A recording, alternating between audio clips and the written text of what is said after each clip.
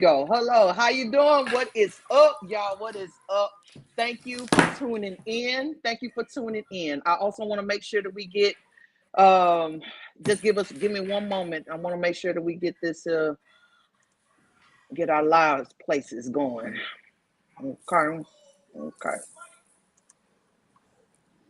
All right. There we go. All right. There we go. I'm so sorry. Okay. So, yes. Thank y'all for tuning in. All right. Welcome to the Wellness Corner. All right. I am your host, TT, Little T Vicky, Little T Vicky, TT Baby's me. And we are live, y'all. We are live with the Whole Person Wellness Collective. And guess what? We are being honest and talking about human and having human conversations about mental and physical health, what it looks like, why it matters, and how can we support or how can support change, help change what the narrative is, okay? These conversations aren't about diagnosis. They're not about labels. They're about us understanding ourselves better, breaking stigmas, reminding people that mental health care isn't just for the moments of crisis. It's for all of us, whether you're someone who struggles, someone who supports others, or someone who just wants to learn more. Okay, so let's get on into our conversation. Okay, while we get into it, we want to introduce our Whole Person's Wellness Collective, and let's start with you, Nikisha. If y'all will, why don't you provide us with your names, a role the role that you play, and make one statement that keeps you motivated. Okay. My name is Nikisha Hall. I am the founder of Hope Personal Wellness Collective. And one word or phrase that keeps me motivated is I am enough. Thank you. Anybody want to move? Go next. All right, my name is Frederick Wagner, and one of the things that keeps me going is really my family keeps me going.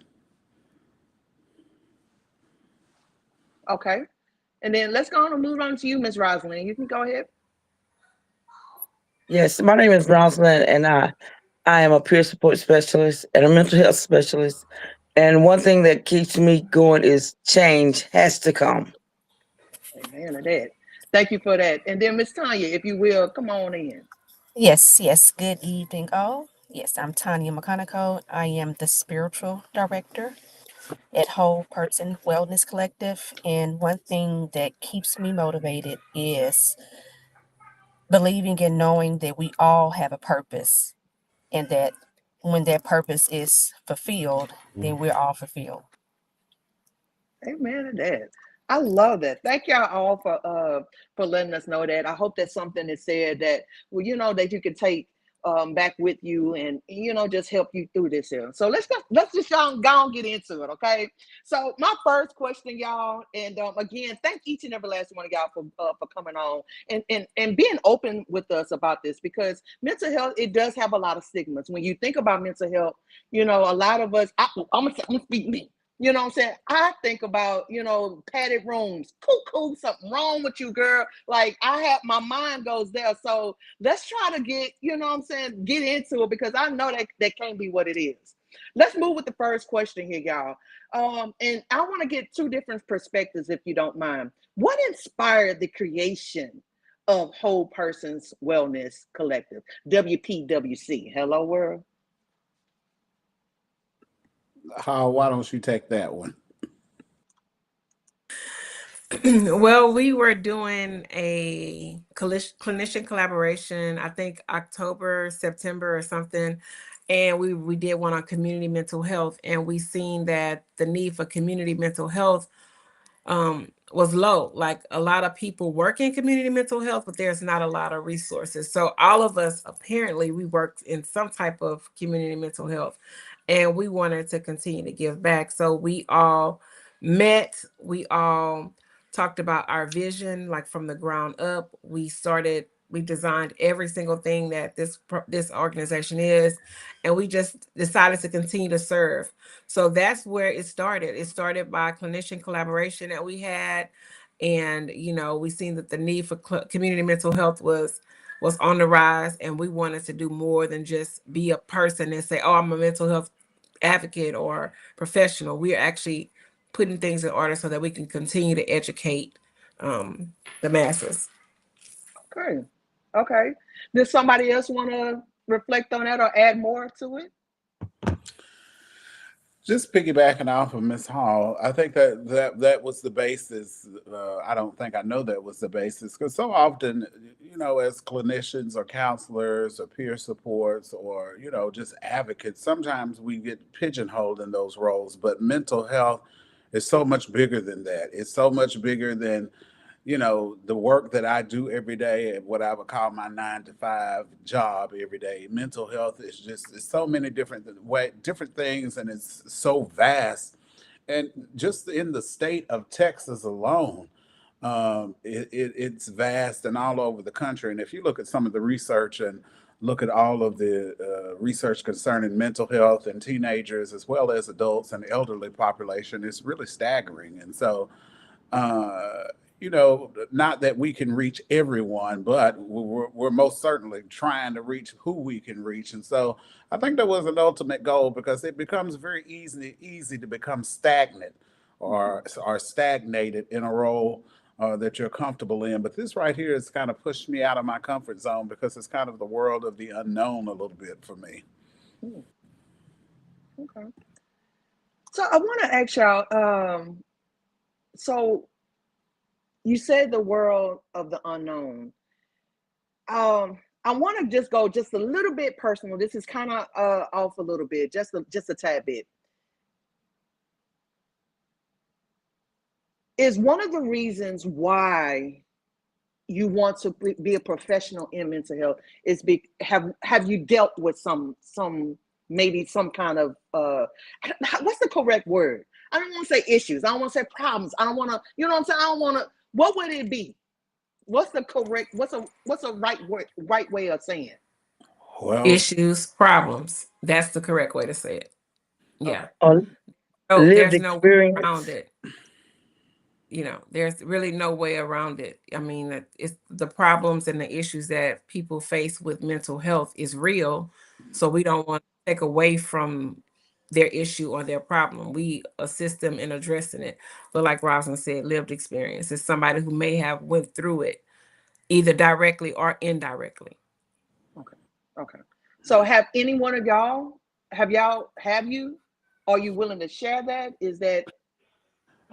well, I would say I have a very, very close. The only reason I'm not sharing their name because they're very private, but I have a very, very, very close family member that suffers from major depression. And so what I thought was just somebody sleeping in all day and things, you know, before I became a clinician, I didn't know that was depression. I didn't know that lack of taking a bath and, you know, sleeping for days on end and not cleaning the house. I didn't know that was depression. And so I've dealt with it very closely, and I've seen it to where this person has had to go in for psychiatric treatment for a month or two on end because it was so bad. And so I've seen it firsthand, you know, and so that's something that I've had to deal with, is someone that's very, very close to me. But like I said, again, I won't share their name because they're very private, but yeah, I do have experience with it. I wouldn't want you to share any names, but I think that's something that you know what I'm saying? Because especially when COVID came, we had to be to ourselves. We couldn't, you know, like I'm one of those people that's an introvert. I might seem like I'm an introvert, but I really am an introvert. Like I'm to myself. And, you know, you don't have, you know, you don't realize what you miss until you don't have it. You don't have that option, you know what I'm saying, no more. So I think that, you know, in that time, I can imagine a lot of people went through that. So let's just move on. Next question. What are some things that are overlooked when it does come to mental and physical health? Anybody would like to take that? And let me say it again. What are some things that are overlooked when it comes to mental and physical health? I'll let somebody else talk because I'll talk all day. Ms. Roslyn or Ms. Tanya?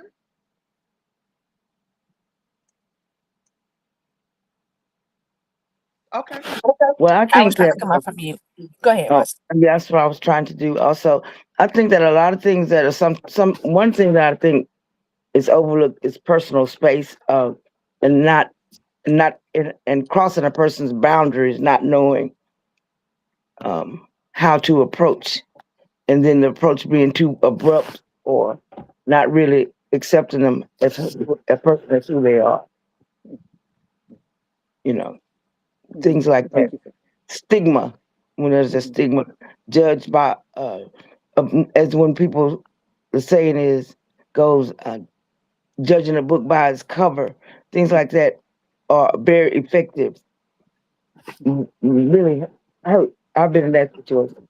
I have personal experience on that. But that's all I wanted to say. Just add that into it. Okay. Yes, ma'am.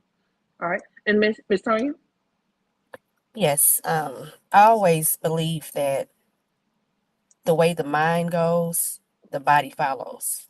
Mhm. You can kind of, like it was said about when Mr. Frederick talked about the person not cleaning up. A lot of times when your mind is not in the right space, when you're dealing with issues and you don't have the proper outlets, it shows up in how you dress, shows up in how you present yourself. We either don't eat. I know at a point in time when I was going through grief and different things like that, I do the opposite. I don't eat and lose weight at an unhealthy speed. So the mind, the mental health is very closely related to physical health, and it shows up a lot of times, and you don't see it because you're going through everyday life. But on the outside looking in, you can say, okay, well, what's going on with your hair today? Or, okay, you walk in, this person is normally a clean person, but everything is just disruptive. So it's a very, very close correlation as from what I've seen. And thank I you for think. that. Go Go ahead, ahead. Hal. Sorry. No, I'm sorry. Go ahead, Frederick. No, go ahead, Hal. You was going to say something. Okay.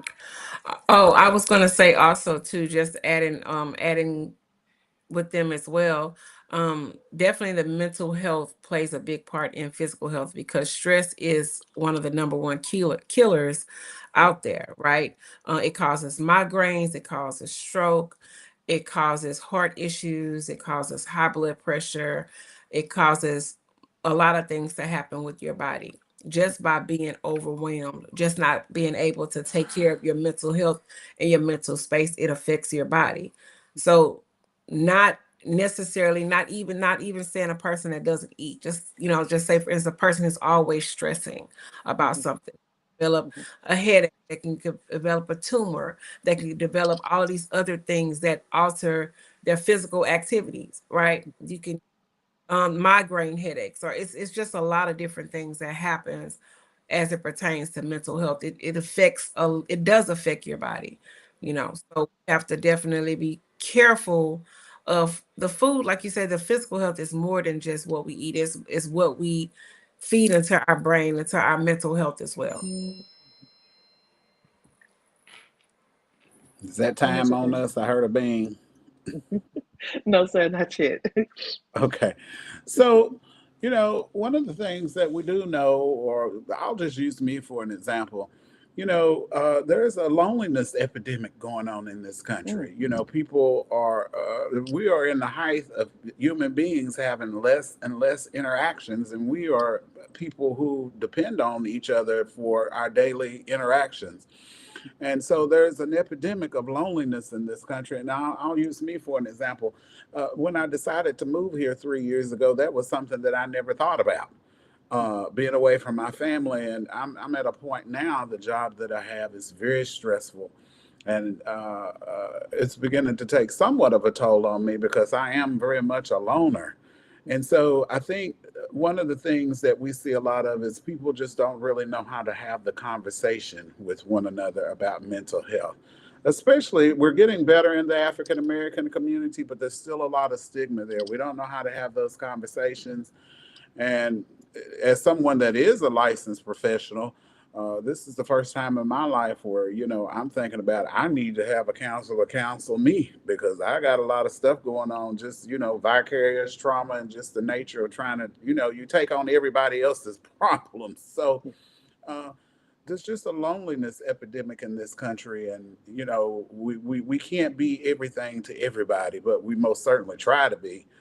And so, as Ms. Hall said, uh, physical health is very important, and as we do know that health and exercise is linked to mood, and the reduction in the cortisol levels, which is what I call the slow killer. It doesn't happen all of a sudden. It's just over time.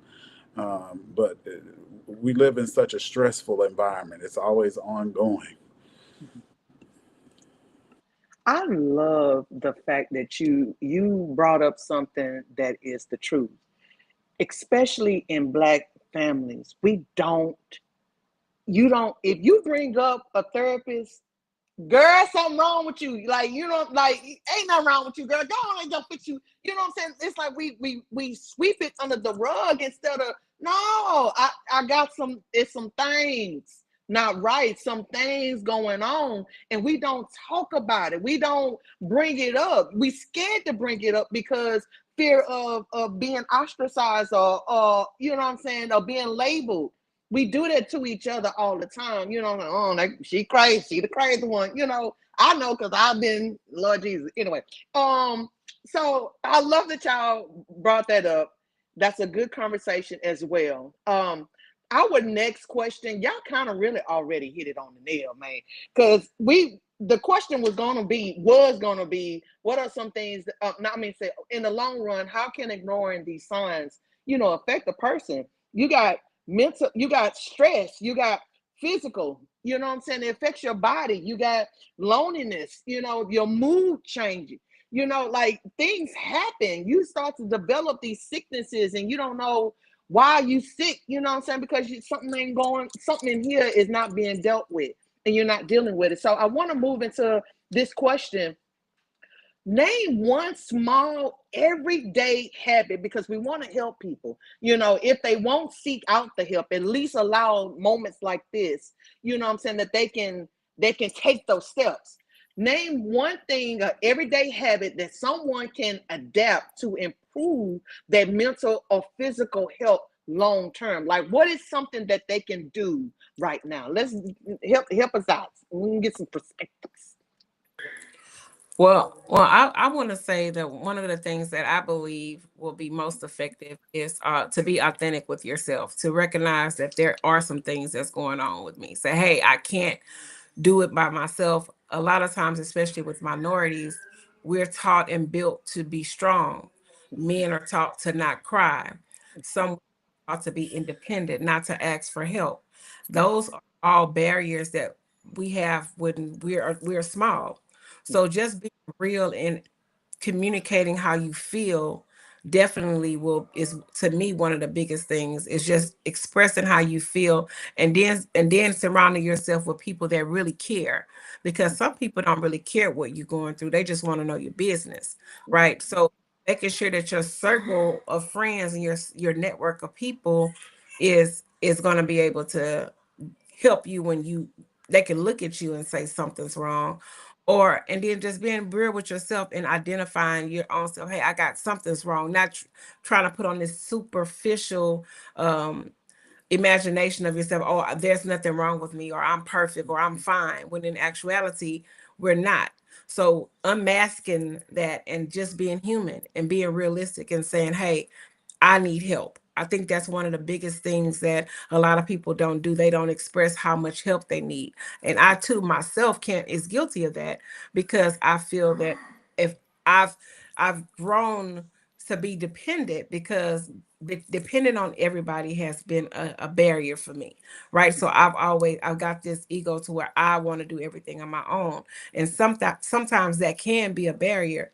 We need help from everybody. So just being able to ask for help, or talk to somebody and communicate, and being real with yourself and say, hey, I can't do this, I need some help. So just being real with yourself, I think that's one of the best things to do. Yeah. Thank you for that. Do we have another perspective or another input? I want to say, not being in denial. Keep your acceptance. A lot of times a person has to accept where they are and who they are, and not be concerned about, when I've been around people that with mental issues that even myself sometimes more concerned with about what someone else thinks other than believing in myself. So believing in when you believe in yourself, then it's not hard to ask for help because self, you need help. And when you can ask for it, like Lakeisha was saying, it helps you out a lot more. You can learn more and grow more, succeed, be successful. Thank you for that. Do we have a different perspective? Yes, one thing that I've found out that I practice myself and working with others, that when we develop just small, doable practices, instead of trying to attack everything all at once, one step at a time, like people say, you live one day at a time. Well, that's all you really can do. Find that one thing, whether it's journaling, whether it's an accountability partner, whether it's exercising, praying, meditating, whatever your doable, practical step, take that and practice it until you're better, until you have better health, mental health, and then add on to it. And then you'll find yourself better overall, but just not, like it was stated before, being real with where you are. Don't take on too much. Don't say, I'm strong enough to handle this. Well, if all I can do today is answer the phone, that's all I'll do today. But just taking steps, small steps towards progress, so we don't get stuck in the cycle of it's too much, it's too heavy, I can't. Well, do what you can do. And in the long run, you'll find yourself doing more than what you thought you could do. Sometimes I tell my clients that sometimes 50% or 20% may be all we have that day. And most certainly, I always tell some of my clients, especially my clients who have a lot of anxiety or who put too much on themselves, I always tell them there's nothing wrong with having a couch rotting day or putting that phone on silent and having that boundary and not answering that phone and just taking a little time. I always say it's really not rocket science, but it is rocket science for people who are not used to asking for help. Uh, and it can be very difficult, and it can be anxiety provoking for some people who are used to managing everything. My mother's one that's that type of person. If it's not going to be done the right way, then don't do it. Let me do it. And then in the same token, she gets upset and starts snapping at people when it's gotten too heavy. And so I always tell clients or people, pick things that are applicable for you. If that works for you, then use it. But we have to be consistent in it. You can't practice it 3 times a year and say that it's going to work. We have to be consistent in all things. And so some of the things that I practice too, sometimes when I'm overwhelmed, sometimes, Sunday is my day of what I call, I'm at church, I'm going to Sunday school, I'm going to usher, and I'm just going to enjoy my day. Friday and Saturday, I'm out seeing clients, but Sunday, that's kind of a me day. And so we also have to practice what we preach, and sometimes that's easier said than done, especially for clinicians or people in this profession.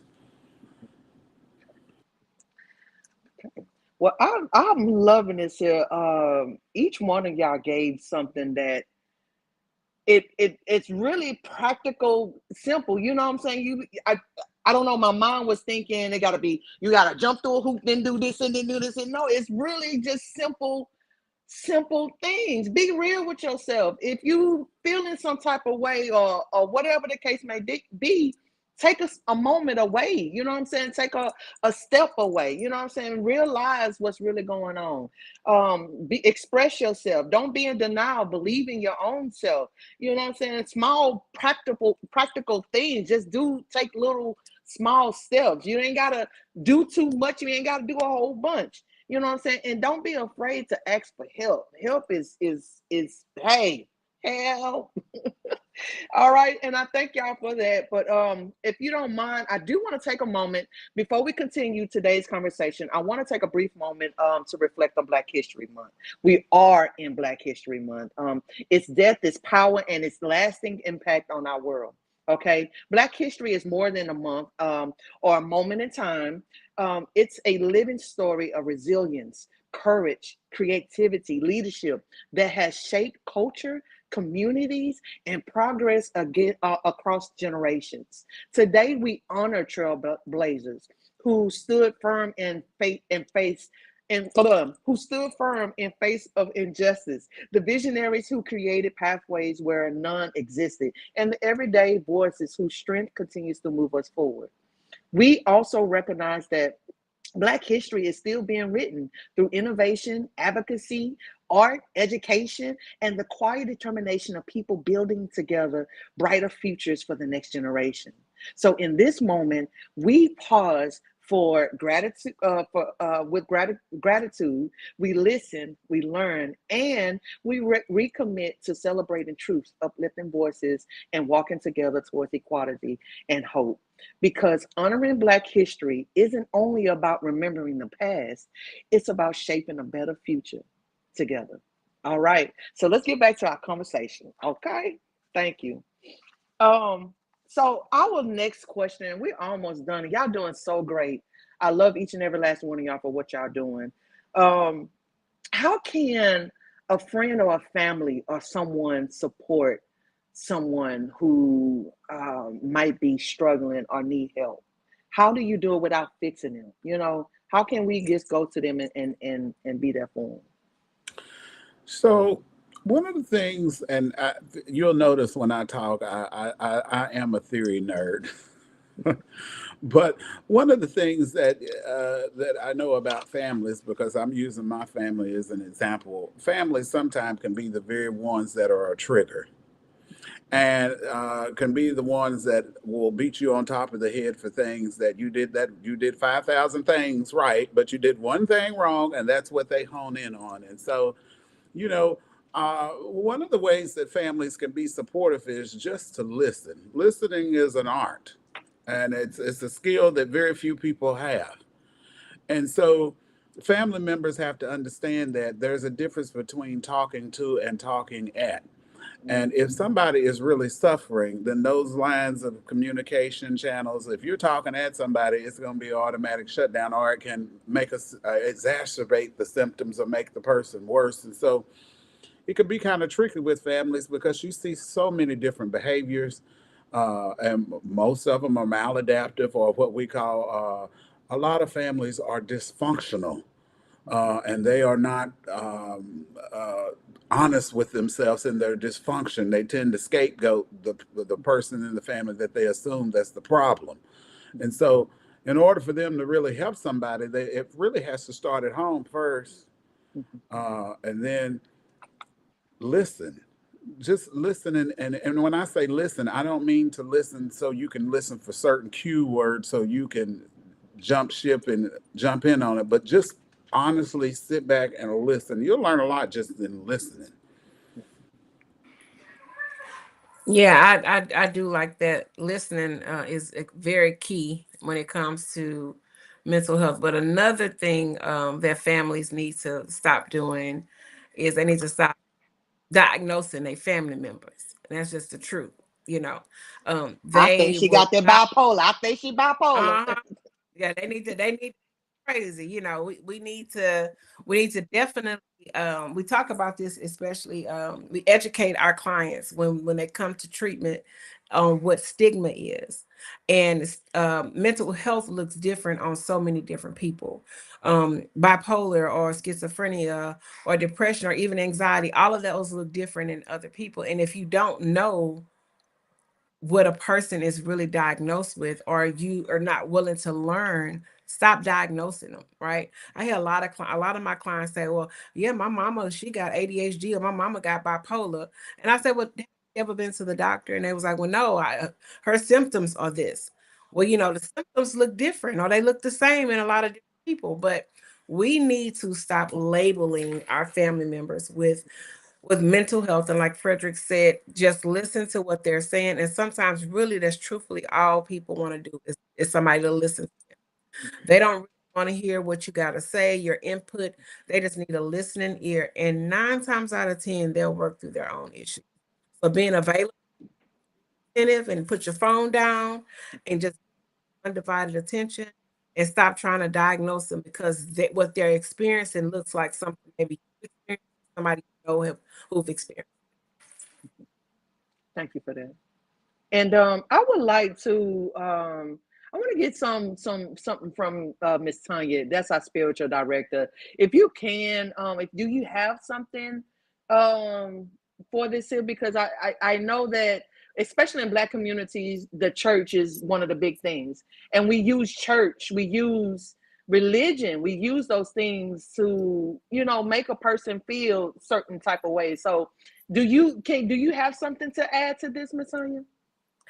I actually had a session today where a young lady called me just irate. Her 15-year-old daughter had been doing some inappropriate things. Now, this baby was her golden child, never gave her any issues. And so, without just going too far into the conversation, like Mr. Frederick said, because she wanted to just tear right into the daughter. I'm gonna go get her from school right now, and I'm gonna whoop her, and I'm gonna do this and do that, and I'm gonna fuss at her. I said, well, if you do that, you're gonna lose your baby. Because she's already in the mindset to where she's not fearing your consequences, etc. So I said, get her to open up to you. Ask open-ended questions and then hush and wait for the response. So I think getting people to look at things from a realistic standpoint instead of just being so emotional, it helps, especially in our community. We just know hollering and fussing and whooping, and where has that gotten a lot of the families? So, and of course, the person that I was talking to was a God-fearing lady. And so I told her, start with what you teach and then let your child answer those questions to see where all this is stemming from to get to the root of it. Because if not, in 3 years, I'm sorry. We I do came out. apologize, y'all. It's okay.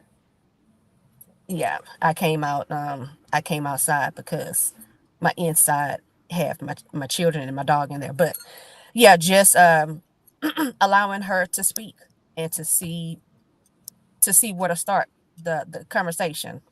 Again, like Miss Hall and Frederick said, just listening, starting with listening. Okay. And Miss Tanya, your camera went off.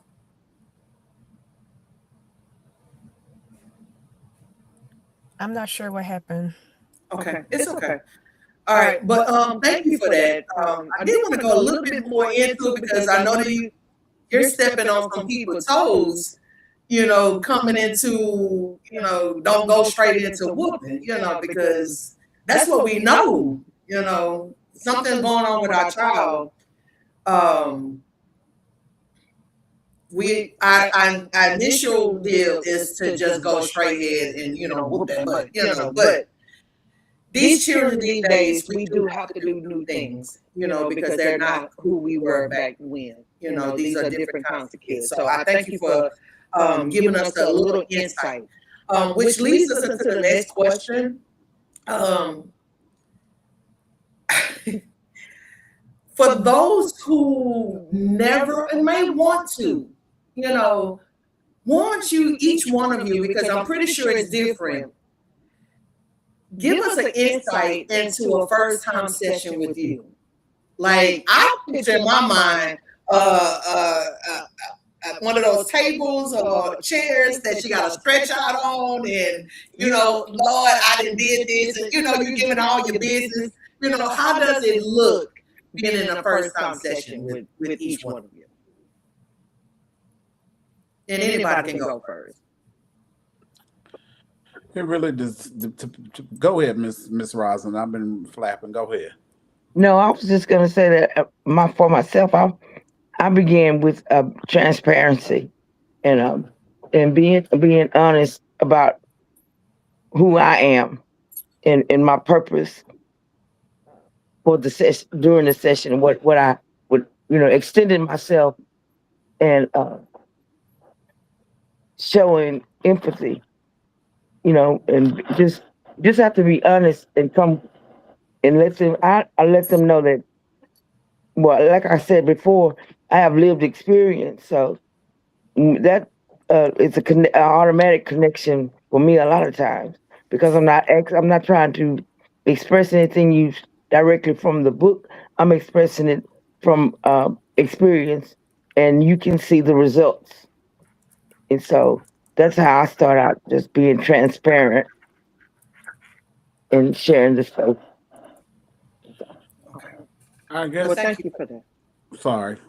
Go I ahead. guess for me, it depends on the population. Um, and for me, I feel like when I do that first session, it's almost like I'm reading them, but I'm not really like saying anything. But I'm looking at body language. I'm looking at what they don't tell me. Like if you keep repeating the same thing, then it normally means there's some significance there. Uh-oh. Sorry, y'all. Give me one moment.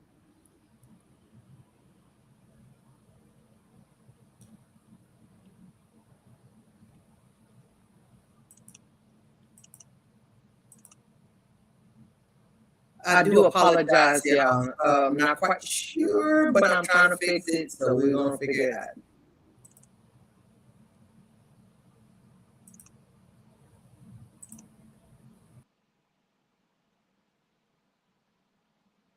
Oh Lord. I see myself I see you. now. There you go. Sorry, I don't know what happened, but there we go. I do apologize. But I really, to me, I think somewhat in a way, mental health has become so commercialized. There's a lot of stigma about what the counselor looks like, what the first session looks like. So, really, for me, in that initial, I'm not really going in with any pretenses. I mean, sort of, but I'm going in kind of open mind, and we'll go from there. So that initial session for me is just really. Um, it's just that it's nothing that's really that serious, unless the client comes to me and it starts off serious. But I'm going in really to observe and to learn about the client, and then of course they'll have questions for me. But that's really what I go in with. Okay. Can you Okay. repeat for me?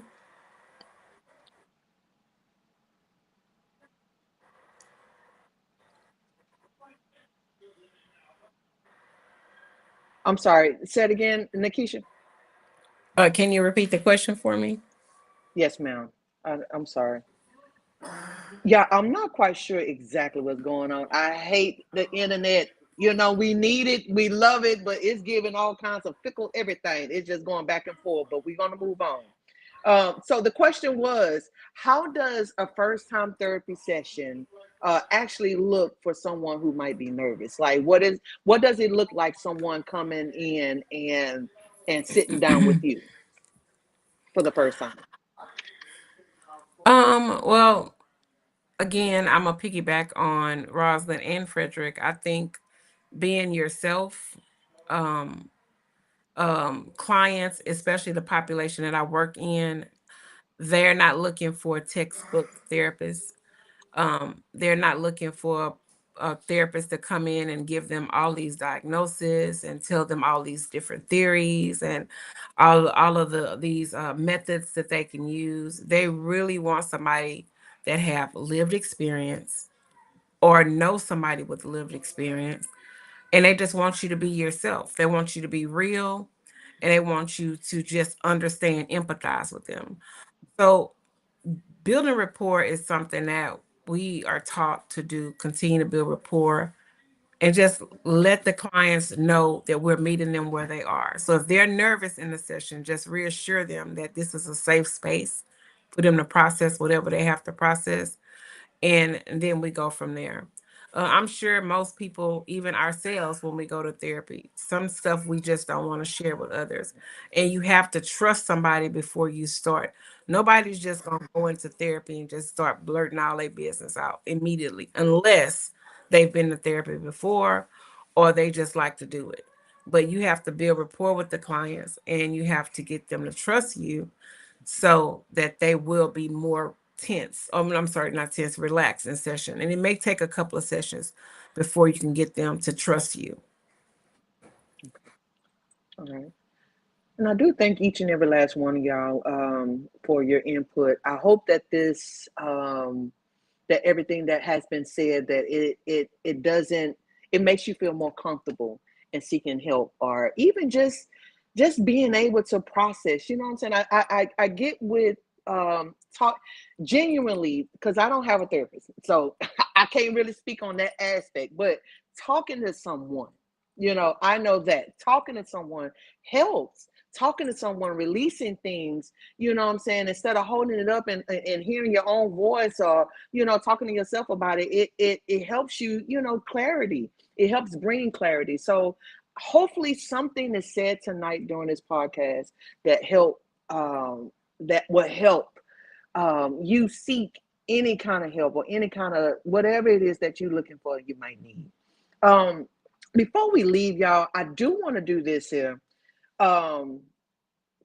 If you could, each one of you, share one message you will want listeners, especially someone who is struggling, to hear today, that you want them to leave this podcast, this live, with, that imprinted in their brain. If you will, Nikisha, let's start with you first, and then we'll just work our way around, okay? So my message to anyone that's watching this that wants to, that enjoyed it, thank you for watching. We appreciate it. But my message to you today is you are not in this alone. I know that might be cliche. I know you might hear it often. I know a lot of people say, I got you. But I want you to know that you're not alone. And I want you to stand up for yourself and seek therapy, seek some kind of counsel, seek some kind of support, work with a team of people to help you be a better version of yourselves. So just knowing that you're not alone, you got this, and you can do it. Ms. Rosalind, if you don't mind, let's go to you next. Just know that believe in yourself and believe that change is possible. But always know that any decision that you make will make that will be your course, and it does not have to be a dead wall, of, a dead end. This doesn't have to be the end. This is the beginning. Change is the beginning, and all you have to do is put forth some effort. Thank you for that, Ms. Rosalind. Mr. Frederick, if you don't mind, can we go with you next? Yes, I would tell anybody that's listening these three words, the three things that I tell many of my clients: what do you want, why do you want it, and what are you willing to do to get it? Usually the latter part may be the hardest thing, because it requires a certain amount of things from you. And the first step is acknowledging it, and sometimes it's just moving self out of the way. But I think once you get through self and you ask yourself those three questions, that you will find that once you start to accomplish those things and you feel comfortable enough, that you'll notice that it moves to other aspects of your life, and then you'll notice that you'll be successful in other areas maybe that you didn't even know that needed to be worked on. And so I would just encourage anybody that if you feel like you're struggling, then have a conversation with yourself and then seek the help that you need. And help's going to look different for everybody. Okay, thank you for that. And then last but not least, Ms. Tanya, if you could. Yes. In closing, I'll keep it short and sweet. Just remember that there's always an answer. There's always a way out, and there is all. Right. Thank you so much for that. All right, y'all. So I am so excited that we had the chance to get the Whole Persons Wellness Collective here on this live. And I want you viewers and listeners to know that this podcast, this live, is dedicated just for you. That we will use this podcast so that we can get information out to you. We use this podcast so that we can, educate. And if it's something that we can share with you, to help along the way, then that's something that we want to use this podcast for. Please, if you can, go to YouTube. You use Wellness Corner _26 and find us and subscribe. And subscribe, follow us so that we can let you know what's going on and what we have as well. I want you to go to the website, which is on the screen as well, and look up these directors. You know what I'm saying? Look them up, find out about them. You know what I'm saying? If you need to contact them, you can also go on that website as well, and you will be able to contact them. Keisha or anybody, is there something direct other than the website, or is the website the best way? We're on all social media platforms. We're on TikTok as well as Instagram, but they can definitely, probably the website will be best because it has a form that they can fill out for contact information. But any of our social media platforms, they can reach us at. Okay. All right, y'all. So that wraps up everything. We thank you for tuning in. Thank you to the Whole Persons Wellness Collective for the work that you do and sharing your knowledge today.